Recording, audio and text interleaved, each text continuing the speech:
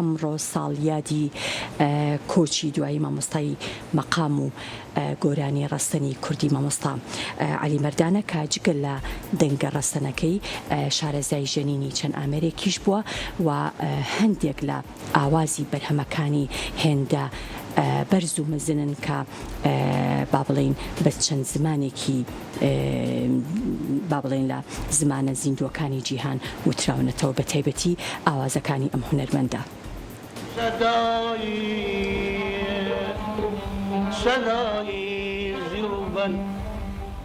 عەلی مەردان هونەرمەندی پایەبەرز مامۆستای مەقامات و گۆرانی کوردی ساڵی 1904 لە شاری کەرکووک لە گەڕەکی تەشەی شێخ عەلی لەدایک بووە.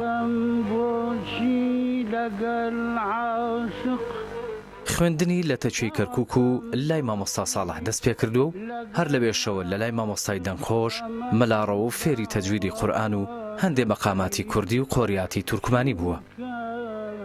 عەلی مەردان پاش 8 ساڵ لە تەچیە شاری کەرکووکی بەجێهێشتووە و بە ماڵەوە چووە بۆ گوندی لەیلان.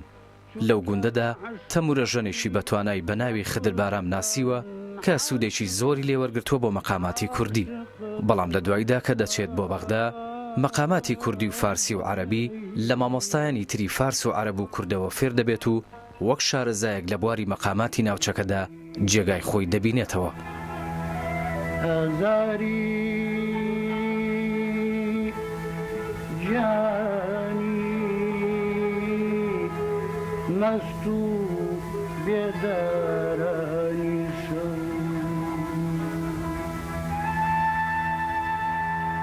مەقاماتی کوردی سەرچاوەیەکی دەوڵەمەندن بۆ هونەری موزیک و گۆرانی گەلانی ناوچەکە. ئەمە یەکێکە لە وتەکانی مامۆستا عەلی مەردان. مامۆستا عەلی مەردان جگە لە دەنگە بە سۆز و ڕەسەنەکەی شارەزای ژەنینی چەند ئامێرێکی موزیک بووە کە خۆی ئامێری عودی زیاتر لاپەسەند بووە. هەروەها شارەزای زمان و ئەدەبی کوردی، عەرەبی، فارسی و تورکمانی بووە. شعری زۆربەی شاعیرەکانی لە دەیان بەستە و مەقاماتدا خوێندوتەوە. مامۆستا عەلی مەردان لە ماوەی ژیانیدا گەلێک گۆرانی و مەقامی ڕەسەنی تۆمار کردووە. ئاوازی هەندێک لە گۆرانیەکانیشی هێندە بەرزن بە چەند زمانێکی دیوتراونەتەوە. شیرین کەلامە، گیانە بەسیەتی، یاری کە ڕاکە پێ بکەنە، خۆم و عودەکەم، کەتان کەتانە، مێوڵە و دێلێژە، وەرە قوربان، هۆ برای جوتیار، ڕەنجی بێوەرم، فاتمە و دەیان شاکاری تر لە گۆرانیەکانی ئەو قەڵە هونەرمەندن.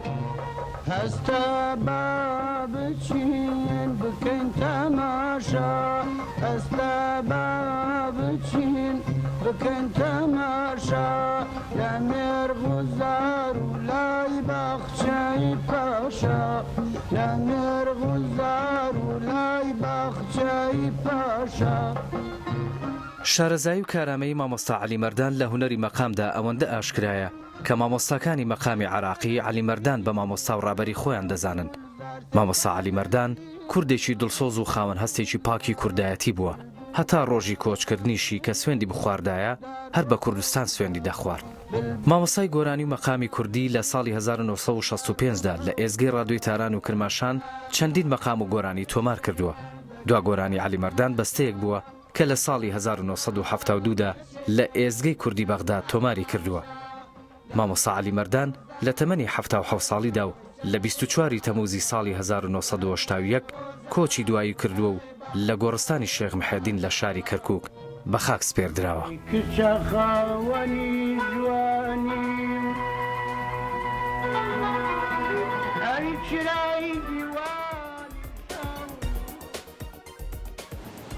هەر لە ساڵیادی مامۆستا عەلی مەرداندا لە شاری کەرکووک چەند چالاکیەک بەڕێوە چوو و چەند بەرهەمێکی مامۆستا عەلی مەردان لەلایەن چەند هونەرمەندێکی دەنگخۆشەوە پێشکەشکران.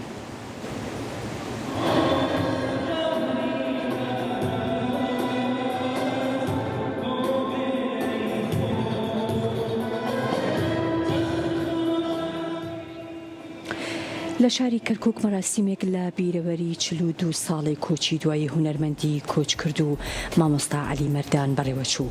مەراسیمەکە لە سەنتەری ڕۆشنبیری کەرکووک لەلایەن ناوەندی عەلی مەردان بۆ مەقام ڕێکخرا بوو.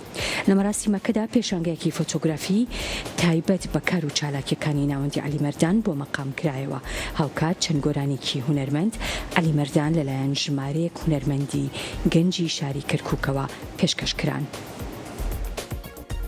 ئەکادیمی بە شێوەیەکی زانستیانە تۆماریان کاتەوە بۆی نەوە دوایەوە نەمرێت و بمێنێتەوە ئێمە و دوای ئێمەشنەوەکانی ئمە سوودی لێوەرێ بەڕاستی ئەم یادەیەمە دەبێت برز بنی خێنین بەڵام سوپاسی ئەو دۆست و برادەرە و مامەسا و هونەرمەند و کەسولایەن و سیاسیەکانەکەین کە ئەمڕۆ ئامادەی ئەم مەراسیمە بوون بەڕاستی بەڕاستیمەکە بەرزڕاگیرە و هیوادارین هەموو ساڵ ئێمە بتوانین ئەم نەک مامەسا عەلی مەردان بتوانین سەرجەم ئەو هونەرمەندانی کە ژیانی خۆیان تەرخان کردووە لە پێناوی هونەری ڕەسەنی کوردیە ئێمە بتوانین خزمەتیان بکەین بەڕاستی ئێمە ئارەزوومان وابووە و چۆناڵین داواکاریمان بووکە سبەینێ یەکەم ڕۆژی فستیڤاڵێکی گەورە وایە فستیڤاڵێکی سێ ڕۆژی بووی بە ناوی یەکەمین فستیڤاڵی عەلی مەردان لە شاری کەرکووکە بەڵامی تر لەبەرەوەی ئەو نووسراوانەی لە بینی دایرەکانە خۆتان نەزان کە تۆزێ تاخیربوونە بێت دواکەوتنی تێکەوتووە بۆیە بەڵام ئەو فستیڤاڵە بەڕێوەیە و لە ماوانەیە لە وزارەتی داراییە بەس بگەڕێتەوە ئینشاڵڵا و کاتە ئاگاداریەکەین و بڵاویەکەینەوە کە حوت گروپ زیاتر لەسەر مستەوای ئاسی عێراق و کوردستانە بێ و بۆ ماوەی سێ ڕۆژە بێ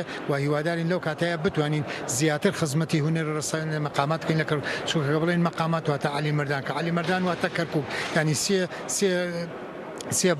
چۆنەڵی کلیکانەی یەک بە یەکەوە بەسراون لەکتریجا نەکرێنەوە بۆ ئێمە هیوادارین بتوانین لەو ڕۆژەیە زیاتر خزمەتی هونەری ڕەسەنی کوردی بکەن ئەمەش ئەمیادکردنەوەی زیاتر بۆیە ئەو گەنجانی سێ ئەو لاوانی کە ئێستاکە زیاتر خزمەتی هونەری ڕەسەنی کوردیەکەن بۆی بتوانن زیاتر ئەو ڕێزکەی مامەسا عەلی مەردان و مەسالی مامەسا عەلی مەردان گرتوێتی بۆی ئەوانش بتوانن ئەو ڕێزکەیە بگرن و بتوانن زیاتر خزمەتی ڕەسەنی هونەری کوردی بکەن